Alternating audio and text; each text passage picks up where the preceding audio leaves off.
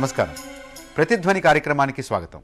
ఈరోజు doctor B C Roy జయంతి. పశ్చిమ బెంగాల్ ముఖ్యమంత్రిగా కొనసాగుతూ వైద్య వృత్తిని ఏనాడు విస్మరించినటువంటి ఆదర్శమూర్తి doctor B C Roy. Doctor B C రాయ్ని స్ఫూర్తిగా తీసుకుని ఈ దేశానికి ఉత్తమమైనటువంటి వైద్య సేవలు అందిస్తారు అనేటటువంటి ఉద్దేశంతో ఈ రోజును ఇండియన్ డాక్టర్స్ డేగా మనం జరుపుకుంటూ ఉన్నాం. ఈ సందర్భంగా వైద్యులు ఎదుర్కొంటున్నటువంటి సమస్యలు, వైద్యుల వల్ల హాస్పిటల్స్ వల్ల రోగులు ఎదుర్కొంటున్నటువంటి సమస్యలు, వీటిని గురించి సమగ్రంగా చర్చించడానికి మన స్టూడియోలో వైద్య రంగంలో ప్రముఖులైనటువంటి ముగ్గురున్నారు. చర్చలోకి వెళ్లే ముందు వారిని మీకు పరిచయం చేస్తాను. డాక్టర్ పి బాలాంబ గారు. నమస్కారం అండి. సుప్రసిద్ధ గైనకాలజిస్ట్, రాష్ట్రంలో మహిళల ఆరోగ్యం మీద ప్రత్యేకమైనటువంటి దృష్టి నిలిపినటువంటి వైద్యురాలు. డాక్టర్ కాకల సుబ్బారావు గారు. ప్రపంచంలోనే ప్రసిద్ధిగాంచిన రేడియాలజిస్ట్, హైదరాబాద్కు ఆరోగ్య రంగంలో ప్రపంచవ్యాప్తంగా గుర్తింపు తేవడంలో కృషి చేసినటువంటి వైద్యులు. ప్రస్తుతం నిమ్స్ డైరెక్టర్గా బాధ్యతలు నిర్వహిస్తున్నారు. డాక్టర్ కె జగన్మోహన్ రావు గారు. సుప్రసిద్ధ గ్యాస్ట్రోఎంట్రాలజిస్ట్, దేశ విదేశాల వైద్య రీతులపై ప్రత్యేకంగా అధ్యయనం చేశారు. సామాజిక స్పృహ అధికంగా ఉన్న వైద్యులు. డాక్టర్ సుబ్బారావు గారు, మీతో ప్రారంభిద్దాం. మనం బీసీ రాయ్ గారి గురించి చాలా ఎక్కువగా చెప్పుకుంటాం. ఆయన ముఖ్యమంత్రిగా ఉండగా కూడా వైద్య వృత్తిని విడనాడకుండా రోగులకి వారు సేవ చేశారని మనం అనుకుంటూ ఉంటాం. వారిని ఆదర్శంగా మన దేశంలో ఉన్నటువంటి వైద్యులందరూ తీసుకుంటున్నారు. ఆవేళ వారు పాటించినటువంటి ఆదర్శాలు, ఇవాళ వైద్య వృత్తిలో నెలకొన్నటువంటి విలువలు, వీటి మధ్య మీరు చూస్తున్నటువంటి తారతమ్యం ఏమిటి? చాలా తేడాలు ఉన్నాయండి. ఆ రోజుల్లో వైద్యం కూడా వేరు. ఎందుకంటే చేయి చూసి, మనిషిని చూసి ఎక్స్పీరియన్స్ ఉన్నవాళ్ళు కొన్ని వ్యాధి నిర్ధారణ చేసేవారు. ఇప్పుడు అంత తేలిగ్గా చేయడం కుదరదు. అదీగాక అప్పుడు వ్యాధులు వేరు, ఇప్పుడు వ్యాధులు వేరు. అప్పుడు అంటు వ్యాధులు ఎక్కువగా ఉండేవి, ఎనీమియాస్ ఎక్కువగా ఉండేవి, న్యూట్రిషనల్ డిసీజెస్ ఎక్కువ ఉండేవి. ఇప్పుడు ఇంకా కొత్త కొత్త వ్యాధులు వస్తున్నాయి. అందువల్ల చాలా తేడా ఉన్నది. అయినా మానవతా విలువల్లో చాలా భేదం వచ్చేసింది. ఇప్పుడంతా కమర్షియల్ అయిపోయింది అనమాట. ఇప్పుడు డబ్బు మనకి ఎంత వస్తుంది, ఎట్లా వస్తుంది, ఆ దృష్టితో చూస్తున్నారు, కానీ మానవతా విలువలతో చూడట్లేదు. అందువల్ల చాలా తేడా వచ్చేసింది అప్పటికిప్పటికి. డాక్టర్ జగన్మోహన్ రావు గారు, డబ్బుకి ఎక్కువ ప్రాధాన్యం వచ్చింది, సేవకి ప్రాధాన్యత తగ్గింది. గతంలో బీసీ రాయ్ గారు అటువంటి వారు ఉన్నప్పటికీ ఇప్పటికీ ఏమిటి ప్రధానమైనటువంటి కారణం? మనం ముఖ్యంగా ఆరోగ్యం అనేదాన్ని డిఫైన్ చేయాలండి. ఆరోగ్యానికి వైద్యానికి చాలా భేదం ఉంది. ఆరోగ్యం అంటే మంచి ఆహారం. ఇప్పటికి కూడా ఆహార లోపంలో వచ్చే నైట్ బ్లైండ్నెస్ లాంటి జబ్బుల్ని ఇంకా చూస్తూ ఉన్నాం మనం. అట్లాగే కొన్ని గుండె జబ్బులు అవి చూస్తూ ఉన్నాం. ఇన్ఫెక్షన్స్ అవి ఆహారం సరిగ్గా లేకపోవటం వలన వచ్చాయి. వైద్యుల విలువల్లో నా ఉద్దేశంలో బేసిక్గా ఎక్కువ మార్పు లేదనుకుంటున్నానండి. అయితే ఏంటంటే పర్సెప్షన్ పెరిగింది. డాక్టర్ సుబ్బారావు గారు చెప్పినట్టు ఇదివరకు వైద్యం అంటే కన్సల్టేషన్ తీసుకుని నాడి చూసి వైద్యం చేయటం ఇదివరకు. ఇప్పుడు కొత్త ఆధునిక పరికరాలు ఇవన్నీ వచ్చినాయి, కొత్త మందులు వచ్చినాయి, ఇదివరకు కంటే ఎక్కువ మందులు వచ్చినాయి. వీటన్నిటికీ ఖర్చు పెరిగిపోతూ ఉంది. హాస్పిటల్ నిర్వహణలో కూడా చాలా ఖర్చు పెరిగిందండి. ఒక 25-30 ఏళ్ల క్రితం డాక్టర్ గారు హాస్పిటల్ నడపడానికి, ఇప్పుడు హాస్పిటల్ నడపడానికి చాలా భేదం ఉంది. ఎక్విప్మెంట్ ఏమీ మన దేశంలో తయారవటం లేదు. ఇండస్ట్రీస్ అన్నీ కూడా విదేశాల్లో ఉన్నాయి, మన దేశంలో డెవలప్ చేయటం లేదు. కాన్షియస్గా డెవలప్ చేయటం లేదా, డెవలప్ కావట్లేదా అనేది వేరే విషయం. అవన్నీ ఇంపోర్ట్ చేసుకోవాల్సిన అవసరం ఉంది. హాస్పిటల్ నిర్వహణ అనేది ఈ రోజున భారంగా పెరిగింది. ఈ భారం కొంత పేషెంట్ మీద పడక తప్పదు. దానివలన ఎక్కువ డబ్బు ఖర్చు అవటాన్ని patient he is feeling the pinch.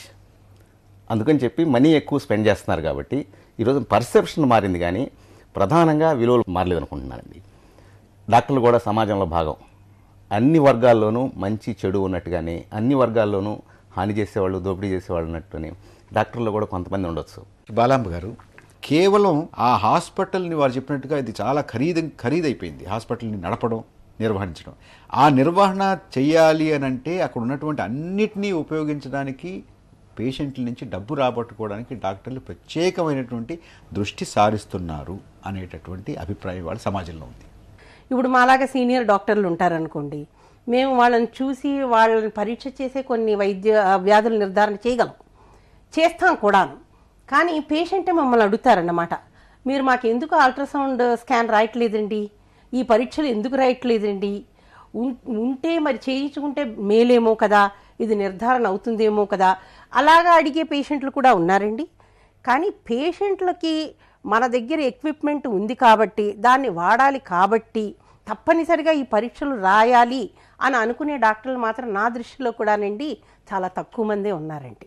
Service అన్నది ప్రభుత్వ ఆసుపత్రుల్లోనే ఎక్కువ అవుతుంది. కానీ ప్రభుత్వ ఆసుపత్రుల గురించి మీడియా దృష్టి సారించినప్పుడు ఏం చెప్తారు, ఇక్కడ వెళ్తే పేషెంట్ని సరిగా చూడటం లేదు, ఇక్కడ వెళ్తే పేషెంట్కి సరి అయినటువంటి వైద్యం అందుబాటులో లేదు, ఇవన్నీ చెప్తారు. ఇలా నిజంగా జరుగుతూ ఉంటే గవర్నమెంట్ హాస్పిటల్స్కి ఇంతమంది పేషెంట్లు వస్తారండి అసలు? మీరే చెప్పండి. ఇప్పటికీ ప్రభుత్వ ఆసుపత్రుల్లో వచ్చే పేషెంట్ల సంఖ్య మీరు తీసుకుంటే చాలానే ఉంటుంది. అందులో ఎంతమంది చాలా తృప్తిగా ఇంటికి వెళ్తున్నారు, అది ఎవ్వరు దానివైపు దృష్టి సారించటం లేదండి. కాబట్టి ఈ ఎక్విప్మెంట్ అన్నది కావాలండి, నిజమే. ఆధునిక వైద్య విధానాలలో కొన్నిసార్లు మనం దాన్ని ఉపయోగించాలి కూడాను వైద్య నిర్ధారణకి. కానీ విచక్షణారహితంగా అన్ని టెస్టులు అందరూ చేస్తున్నారన్నది నేను ఒప్పుకోనండి. అది పేషెంట్స్ పర్సెప్షన్ ఆయన చెప్పినట్టు వాళ్ళలో ఉండొచ్చు. ప్రజలలో కూడాను ఆయన చెప్పినట్టు ఎక్స్పెక్టేషన్స్ పెరిగిపోయినాయి. పేషెంట్ ఏ కండిషన్లో వచ్చినా కూడాను వాళ్ళు శుభ్రంగా బతికి బాగుండి బయటకు వచ్చేసేయాలనుకుంటారు. డాక్టర్లు దేవుళ్ళు కాదు, ప్రయత్నం చేసే వరకే. ప్రయత్న లోపం ఉండకూడదు డాక్టర్ల పక్షంగాను. కానీ ప్రయత్న లోపం లేకుండా చేసి కూడా కొన్నిసార్లు పేషెంట్లు మా చేయి దాటిపోయిన అవకాశాలు ఉన్నాయండి. అలాంటి సందర్భాలు కూడా ఉన్నాయి. మేము చాలా బాగుంది, ఈ పేషెంట్ రికవర్ అవుతుంది అనుకున్న పేషెంట్లు పోతారు. మేము ఈ పేషెంట్కి బతకదేమో అనుకున్నప్పుడు బతికే సందర్భాలు కూడా ఉన్నాయండి. మాకే చాలా ఆశ్చర్యంగా ఉంటుంది. ఇంకోటి, పేషెంట్ చనిపోతే డాక్టర్లు అసలు ఫీల్ కారనుకుంటారండి పేషెంట్లు. అది చాలా అబద్ధం అండి. బిడ్డ చనిపోయినా, యాజ్ అన్ ఆబ్స్టిషన్ చెప్తున్నానండి, బిడ్డ చనిపోయినా తల్లికి ఏమన్నా అయినా కూడా మేము దాంట్లోంచి రికవర్ అవడానికి కూడా చాలా కాలం పడుతుందండి. ఇది కూడా ప్రజలు తెలుసుకోవాలి. ఇప్పుడు డాక్టర్ల యొక్క ఇంటిగ్రిటీ మీద ప్రశ్నలు, హాస్పిటల్స్ యొక్క ఇంటిగ్రిటీ మీద ప్రశ్నలు. అంటే అవసరం ఉన్నా లేకపోయినా పలానా వైద్యాన్ని వారు చేసేసి వారి దగ్గర నుంచి డబ్బు తీసుకుంటారు. ముఖ్యంగా కార్డియాలజీ విషయంలో మాత్రం ఇది చాలా ఎక్కువగా ఇది ప్రచారంలో, ఈ అభిప్రాయం చాలా ఎక్కువగా ఉంది. కొంతవరకు మీరు చెప్పింది చాలా నిజం. ఎందుకంటే ఒక విఐపి వచ్చాడు అనుకోండి, ఆర్ ఏ బిజినెస్ మ్యాన్, వారికి ఎక్కడ ఏది పొరపాటు జరుగుతుందో అని అన్ని పరీక్షలు చేస్తారు. అది డిఫెన్సివ్ మెడిసిన్. తర్వాత ఇప్పుడు ఎవిడెన్స్ బేస్డ్ మెడిసిన్ అని వస్తుంది. అన్లెస్ ప్రూఫ్ ఉంటే కానీ, రుజువు ఉంటే కానీ మనం మందు ఇవ్వకూడదు. ఆ రుజువు ఎక్కడ దొరుకుతుంది? ఇదివరకు అయితే నాడి చూసి చెప్పేసేవారు, ఇప్పుడు అట్లా కాదు కదా. ముందు హార్ట్ పేషెంటే తీసుకుందాం. మా రోజుల్లో కూడా ఈసీజీ ఒకటే ప్రమాణం. ఇప్పుడు ఈసీజీ, ఎకోకార్డియోగ్రామ్, ఎక్స్రేలు మానేశారనుకోండి, మరి Holter monitor and then catheterisation, ఇట్లా మెట్లుగా పెరుగుతుంటూ వచ్చింది. అందువల్ల ఎక్కడ మనం పొరపాటు చేస్తామో రోగ నిర్ధారణలో, ఈ పేషెంట్ మళ్ళీ ఇంకెక్కడికి వెళ్ళి ఇంకో పరీక్ష చేయించుకుంటాడో, ఎందుకంటే అవైలబిలిటీ ఉంది కాబట్టి ఆ భయంతోనే కొన్ని పరీక్షలు జరుగుతున్నమాట నిజమే. ఇప్పుడు 100 యాంజియోగ్రామ్స్ చేస్తారనుకోండి, నా అనుభవంలో చెప్తున్నాను. ఆ 100 యాంజియోగ్రామ్స్లో ఒక 30 అయినా నార్మల్ ఉంటాయి. ఈ ప్రశ్న నేను అమెరికాలో కూడా అడిగాను. అడిగితే మేము ఒక్క ప్రాణిని రక్షించినట్టే 99 వేస్ట్ అవుతాయి, వీ కెన్ ఎఫోర్డ్ అనేవారు అక్కడ. కాకపోతే మన దేశంలో అంత ఎఫోర్డ్ చేయలేము. అందువల్లే పేషెంట్ మీద బాధ వస్తుంది అనమాట, ఆర్థిక బాధ. మరి పేషెంట్లు కూడా వాళ్ళకి అవేర్నెస్ పెరిగింది.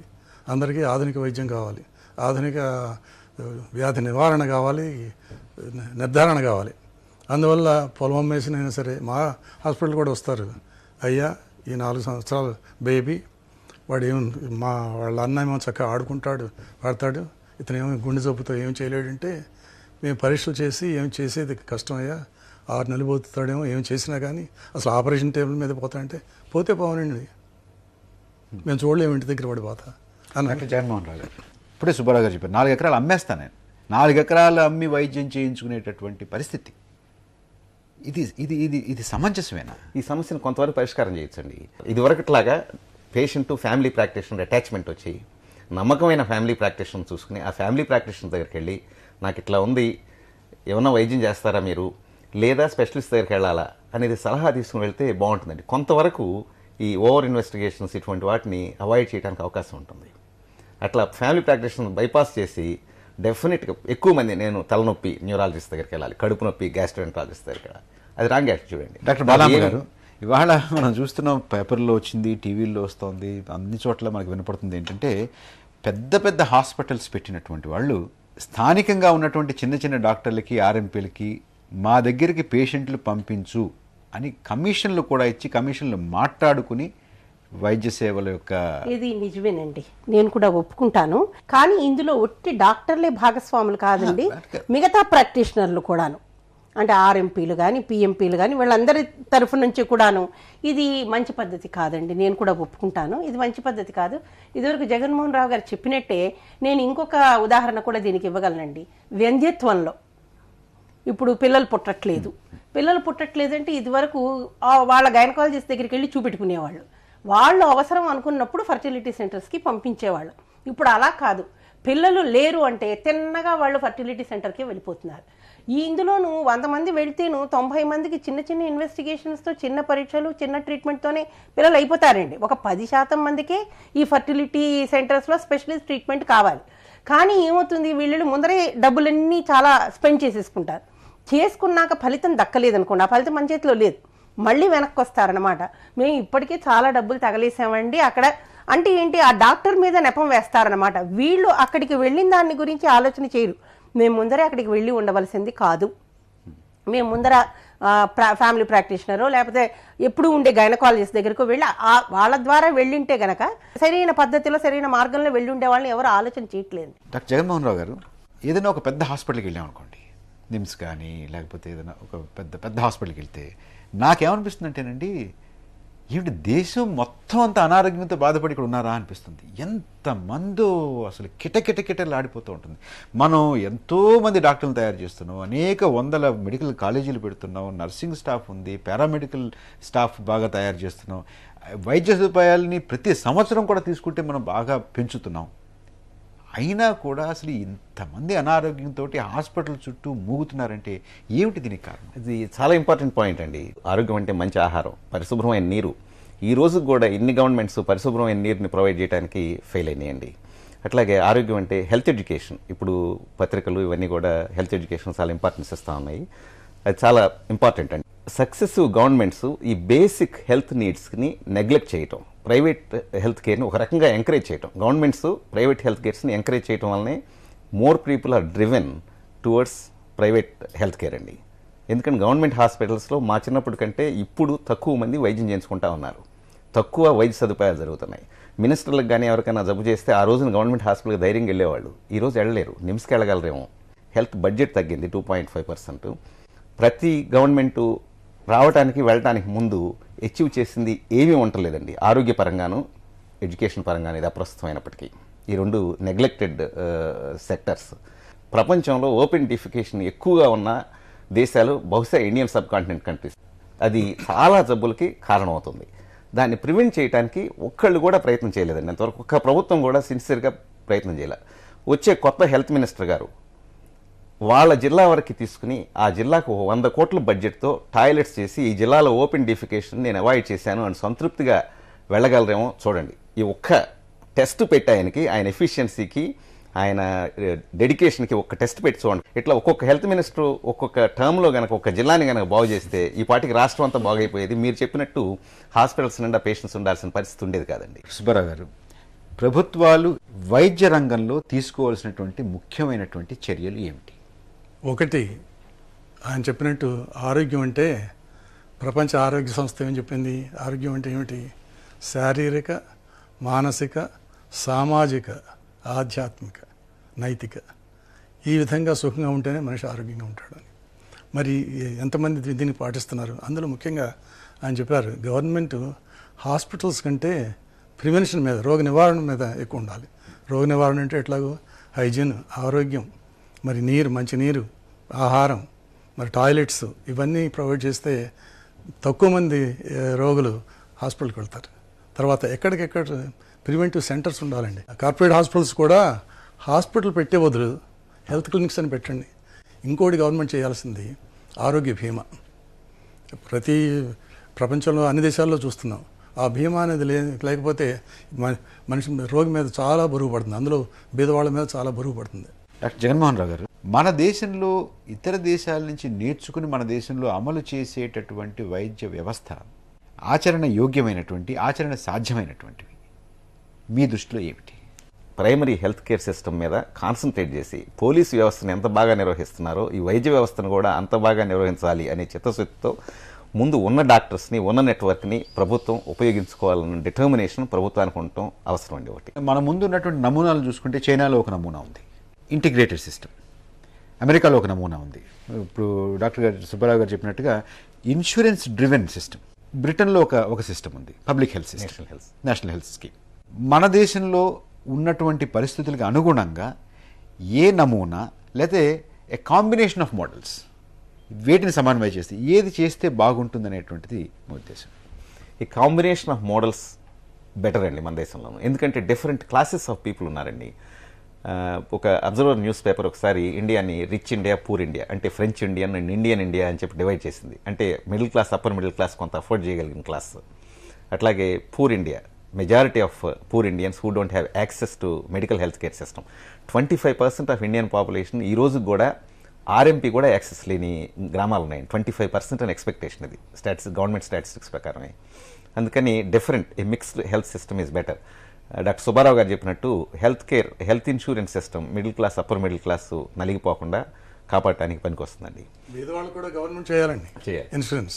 సుబ్బారావు గారు, ఏ రకమైనటువంటి వ్యవస్థను నిర్మించుకుంటే బాగుంటుంది, ఆ రకంగా ఆ దిశలో మనం తీసుకోవాల్సినటువంటి ముఖ్యమైనటువంటి చర్యలు? ఇది చాలా రంగాల్లో తీసుకోవాలండి. ఒకటి మెడికల్ ఎడ్యుకేషన్. ఇప్పుడు వైద్య విద్యార్థులు ఉన్నారు, వాళ్ళందరికీ రోల్ మోడల్స్ ఎవరు? డాక్టర్ సోమరాజు, ఇంకొకరు. అంతేగాని ఊళ్ళో చక్కగా ప్రాక్టీస్ చేసి 10 మందికి బీదవాళ్ళకి చేస్తున్నాడు అనే రోల్ మోడల్ ఎవరు లేరు. అందువల్ల వైద్య విద్యలోనే కొంత మార్పు రావాలి. ఆ తర్వాత సంఘంలో వచ్చాను ప్రజా ఆరోగ్యం, వాళ్ళకి అవగాహన. రెండోది. మూడోది, గవర్నమెంట్ ఎక్కువ బాధ్యతలు రోగ నివారణ మీద చూసుకోవాలి, అంటే హెల్త్ మీద. దానికి కావాల్సిన వ్యవస్థ నిర్మాణం ఏం చేస్తే బాగుంటుంది? Public health, community health support చేయాలండి. గవర్నమెంటే బాధ్యత తీసుకోవాలి. డాక్టర్లు వెళ్ళటలేదే. ఆ లోపం ఎక్కడున్నది? విద్యార్థి దశలోనే ఉన్నది. అప్పటి నుంచి ఇన్స్పైర్ చేయాలి. ఏ థర్డ్ ఇయర్లోనే చెప్పాలి, మీరు విలేజెస్కి వెళ్తారా, హై క్లాస్ అది సూపర్ స్పెషాలిటీకి వెళ్తారని అప్పటి నుంచి ఆ 2 సంవత్సరాలు వాళ్ళని ట్రైన్ చేయాలండి. అప్పుడే గ్రామాలకు పంపాలి. అప్పుడే వాళ్ళు గ్రామం అంటే ఏమిటో కమ్యూనికేషన్. నాది ఒక పాయింట్ ఉందండి. మీరు గ్రామాలకి వాళ్ళు వెళ్ళాలంటున్నారు, కానీ అక్కడ వాళ్ళు ఉండి వాళ్ళు సేవ చేసేదానికి వీలైన సదుపాయాలు ప్రభుత్వం కల్పిస్తోందా? అది మీరు ఎందుకు దాని గురించి అడగటం లేదు? ఇప్పుడు మేమందరం గ్రామాల్లో పనిచేసే పట్టణాలకు వచ్చామండి. నా ఫస్ట్ సర్వీసు నేను 2 ఏళ్ళు నేను గ్రామాల్లోనే పనిచేశాను. అప్పుడు ఉన్న పరిస్థితి వేరు, ఇప్పుడు ఉన్న పరిస్థితి వేరు. ఇందాకే అన్నారు ఆయన ఓపెన్ డెఫికేషన్ అని. నేను మొట్టమొదటిసారిగా నేను సర్వీస్లో జాయిన్ అవ్వడానికి వెళ్ళినప్పుడు అండి, నేను ఇళ్ళు వెతికితే ఇళ్లల్లో టాయిలెట్స్ లేవండి. నేనేమో సిటీ నుంచి వెళ్తున్నాను, టాయిలెట్ లేని ఇంట్లో నేను ఎలా ఉంటాను? నేను వెతకడానికే నాకు చాలా కష్టమైంది. అలాంటివి ఇప్పుడు చాలా కోకొల్లలండి. అప్పుడు క్వార్టర్స్ అంటూ ఒకటి ఇవ్వాలి. అక్కడ బేసిక్ నీడ్స్ అంటే ఇప్పుడు మీరు హాస్పిటల్లో డాక్టర్ ఉండొచ్చండి, ఆ డాక్టర్ ఇవ్వడానికి మందులు కూడా ఉండాలి కదా, అక్కడ నివసించే సిస్టర్లు కూడా ఉండాలి కదా, దానికి ఒక బేసిక్ ఇన్ఫ్రాస్ట్రక్చర్ కావాలి. సరే, పేషెంట్కి ఏదో ఎమర్జెన్సీ వచ్చింది, పేషెంట్ని నేను షిఫ్ట్ చేయాలి ఇంకొక హాస్పిటల్కి, నాకు ఒక అంబులెన్స్ కావాలి. ఉస్మానియా లాంటి పెద్ద పెద్ద హాస్పిటల్స్లోనే అంబులెన్స్ సర్వీస్ సరిగా లేదండి. మీరు చిన్న హాస్పిటల్లో అంబులెన్స్ సర్వీస్ ప్రొవైడ్ చేస్తే కదండి నేను ఇక్కడి నుంచి ఇంకొక హాస్పిటల్కి పేషెంట్ని తరలించగలను. మరి తరలించలేకపోతే అక్కడ డాక్టర్ కూర్చున్నా డాక్టర్ని తిట్టడమే కదండి, నువ్వేం చేసావని అంటారు. మరి ఎఫిషియన్సీ తరఫు నుంచి కూడా నేను ఇంకొకటి కూడా చెప్తానండి. ఇది వరకు మేము ఎంబీబీఎస్ చదవగానే అంటే నేను ఇప్పుడు ఎడ్యుకేషన్ తక్కువ చేస్తున్నాను కాదు, అప్పుడు మేము ఎంత ట్రైనింగ్ ఇచ్చేవారంటే మేము మామూలు ఎమర్జెన్సీస్ అన్ని మేనేజ్ చేయగలిగినంత ఎఫిషియన్సీ ఉండిందండి. ఇప్పుడు ఆ ఎఫిషియన్సీ తగ్గింది. ఏ రకమైనటువంటి వైద్య వ్యవస్థని నిర్మించుకుంటే మన దేశంలో ఉన్నటువంటి ప్రజలకి, మన సమాజం యొక్క వైద్య ఆరోగ్య అవసరాలను తీర్చుకోవచ్చు?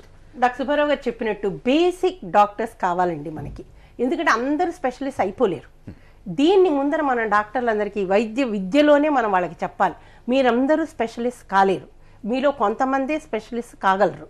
కానీ ఎవరైతే బేసిక్ డాక్టర్స్గా ఉన్నారో వాళ్ళ మీదనే మీరు ఈ దేశం యొక్క ఆరోగ్యానికి మీరు వెన్నెముక లాంటి వాళ్ళు అన్న మోటివేషన్ ముందర నుంచే రావాలి.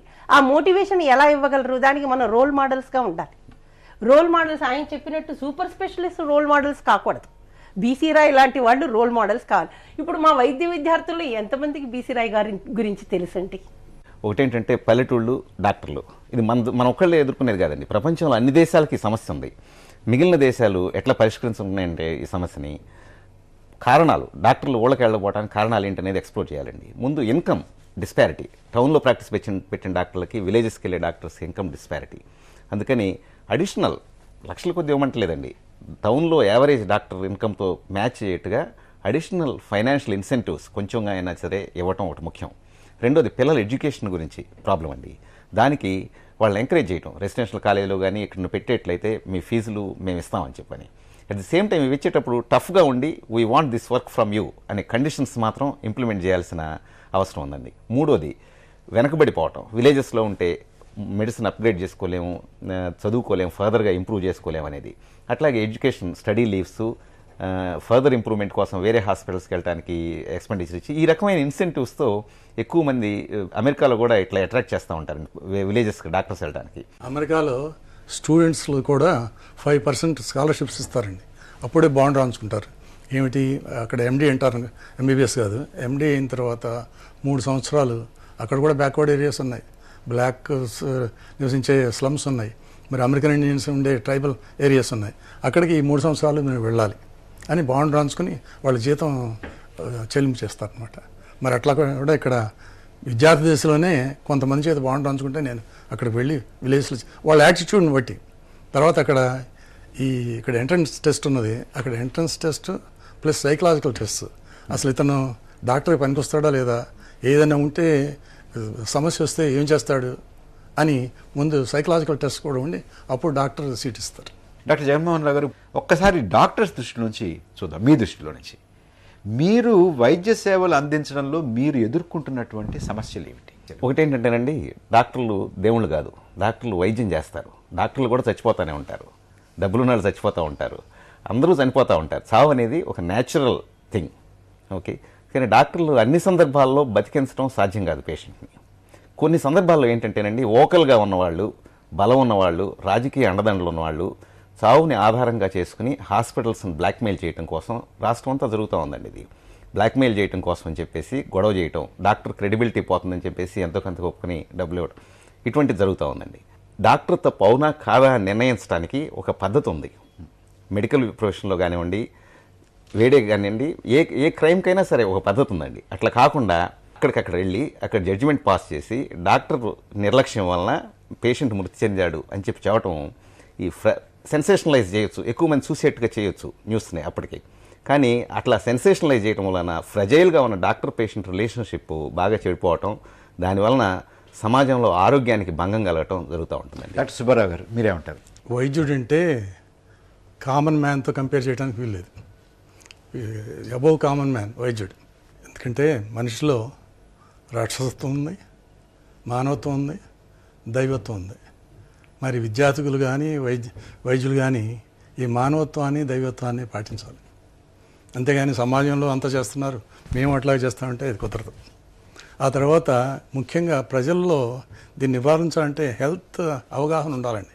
ఆరోగ్యం అంటే ఏమిటి అవగాహన, వైద్యులు ఎదుర్కొంటున్నటువంటి సమస్య అదే అవగాహన లేకే వాళ్ళకి. ఇప్పుడు ఎవరికో తలనొప్పి వచ్చింది అనుకోండి, ఇన్స్టెంట్గా నాకు తగ్గాలంటాడు. ఎట్లా తగ్గుతుంది? 100 తలనొప్పుల్లో ఒక దాంట్లో బ్రెయిన్ ట్యూమర్ ఉండొచ్చు, మరి ఆ బ్రెయిన్ మిస్ అవుతామా? అందువల్ల వాళ్ళ అవగాహన రావాలి, అది మా బాధ. అందువల్ల సంస్థలు కానీ మరి ప్రభుత్వం కానీ ఈ ఆరోగ్య అవగాహన ప్రజల్లో తీసుకురావాలి. 10 సంవత్సరాల క్రితం నేను ఇదే చెప్పాను. ఈ 10 సంవత్సరాల నుంచి ఇప్పుడు మీడియా చూడండి, కనీసం ఒక పేజీ అయినా ఆరోగ్యం మీద రాస్తున్నారు. దానికి మేము చాలా గ్రాటిఫికేషన్ ఉందన్నమాట. మీడియాలో కూడా అంతే. అంతకుముందు ఎప్పుడు ఆరోగ్యం మీద ఎక్కువ మాట్లాడేవారు కాదు. డాక్టర్ బాలమ్మ గారు, మీ ఉద్దేశంలో వైద్యులు ఎదుర్కొంటున్నటువంటి సమస్యలు? కొంతమంది పేషెంట్లకి తృప్తి ఉండదు. అంటే ఎందుకంటే వాళ్ళు గ్యారంటీలు అడుగుతారన్నమాట. గ్యారంటీ అనేది ఆరోగ్యపరంగా ఎవరు కూడా ఇవ్వలేరండి. మేము చెప్పిందంతా వింటారు. ఏదో పలానా కష్టం ఉంది, పలానా కష్టం ఉంది, ఇలాంటివి సంభవించవచ్చు. గర్భిణీ స్త్రీ అనుకోండి, నీకు గురపవాతం ఉందమ్మా, గురపవాతం ఉండడం వల్ల నీకు బ్లడ్ ప్రెషర్ ఎక్కువగా ఉండడం వల్ల బిడ్డ దెబ్బ తినచ్చు, నీకు ఇలాంటి ప్రాబ్లమ్స్ రావచ్చు, అన్నీ ఉంటాయి. అన్నీ విన్నాక అయితే ఏం ప్రాబ్లం లేదు కదండి డాక్టర్ గారు అని చివరిలో అడుగుతారు. అప్పుడు మాకే ఆశ్చర్యం వేస్తుంది అనమాట. అంటే నేను ఇంతసేపు చెప్పింది వీళ్ళకి అర్థం కాలేదా? మరి ఇది అవగాహన లోపమా లేకుంటే ఒక ఆశాభావమా? అంటే ఇన్ని ఉన్నా కూడా మాకేం కాదు అన్నది. ఎందుకంటే ఇది చాలా విషయాల్లో చూస్తామండి, తన దాకా వస్తే కానీ తెలీదు అంటారు. అలాగా వాళ్ళకి కాంప్లికేషన్ అయినప్పుడు మాత్రమే వాళ్ళకి ఏదో తప్పు జరిగింది, ఎక్కడో తప్పు జరిగింది అని చెప్తారు. అలాగే చాలా కాలం నెగ్లెక్ట్ చేసి కొన్ని లాంగ్ టర్మ్ జబ్బులు ఉంటాయి, అవన్నీ వదిలేసి లాస్ట్ మినిట్లో మా దగ్గరికి వస్తారు, వచ్చి అద్భుతాలు ఎక్స్పెక్ట్ చేస్తారు. అవి కుదరవు. మేము ఈ అద్భుతాలు జరగవు అని చెప్పినప్పుడు వాళ్ళ వైపు నుంచి అది కరెక్టే కావచ్చండి. ఆ ఆశతోటి వాళ్ళు ఒక డాక్టర్ నుంచి ఇంకో డాక్టర్, ఇంకో డాక్టర్ నుంచి ఇంకో డాక్టర్ అలా వెళ్తూ ఉంటారన్నమాట. మేము డాక్టర్ షాపింగ్ అంటాం దీన్ని. అది చాలా సహజమైపోయిందండి ఈ మధ్య కాలంలోనూ. అంటే ఈ డాక్టర్ దగ్గర కాకపోతే ఇంకో డాక్టర్ దగ్గరికి వెళ్తే నయం అవుతుందేమో, పేరు ప్రఖ్యాతులు ఉన్న డాక్టర్ దగ్గరికి వెళ్తే అవుతుందేమో, లేకపోతే ఇంకెవరు చెప్తారు. అనెక్డోటలని ఇందాక చెప్పారు, అలా పక్కింటి వాడు చెప్తాడు అన్నమాట, నేను పలానా డాక్టర్ దగ్గరికి వెళ్తే మా చుట్టాలు ఎవరో బాగైంది, అలా వెళ్ళొచ్చు అని. ఈ సందర్భాల్లో కూడా వాళ్ళు చాలా టైం వేస్ట్ చేసిస్తారండి. అలా కాకుండా సుబ్బారావు గారు చెప్పినట్టు మనం ముందర అవగాహన పెంచితే పేషెంట్లకి ఎక్కడి వరకు డాక్టర్లు చేయగలరు, దాన్ని మించి చెయ్యలేరు అన్న అవగాహన ముందర రావాలండి పేషెంట్లకి. ఇంకోటి నమ్మకం అండి. డాక్టర్ మీద పేషెంట్కి నమ్మకం ఉండాలి, పేషెంట్ మీద డాక్టర్కి నమ్మకం ఉండదు. ఈ మధ్య కాలంలోనూ ఈ నమ్మకం అన్నది చాలా దెబ్బతినిందండి. ఒక పక్క వైద్య సేవలు చాలా విస్తృతం అవుతున్నాయి. అనేక హాస్పిటళ్ళు, అనేక వైద్య కళాశాలలు మనం ఏర్పాటు చేసుకుంటున్నాం. అయినా కూడా ఇవాళకి గ్రామసీమల్లో సరైనటువంటి వైద్య సదుపాయాలు లేక చాలామంది పట్టణాల వైపు వైద్య సేవల కోసం తరలి వస్తున్నారు. హాస్పిటల్ పట్ల, వైద్యుల పట్ల ప్రజల్లో క్రమక్రమంగా విశ్వసనీయత కొరబడుతోంది. ఒక్కసారి ఈ సందర్భంలో డాక్టర్ బీసీ రాయ్ లాంటి ఆదర్శమూర్తుల్ని గుర్తుకు తెచ్చుకుని ఆ రకమైనటువంటి వైద్య సేవలు మన దేశంలో ప్రజలందరికీ కూడా ఆరోగ్యాన్ని అందించేటటువంటి సేవలు మనం ఇవ్వాల్సినటువంటి అవసరం ఉంది. ఈ చర్చని ఇంతటితో ముగిద్దాం. మళ్ళీ రేపు మరొక ముఖ్యమైనటువంటి అంశం మీద చర్చతోటి ప్రతిధ్వని కార్యక్రమం మీ ముందుకు వస్తుంది. నమస్కారం.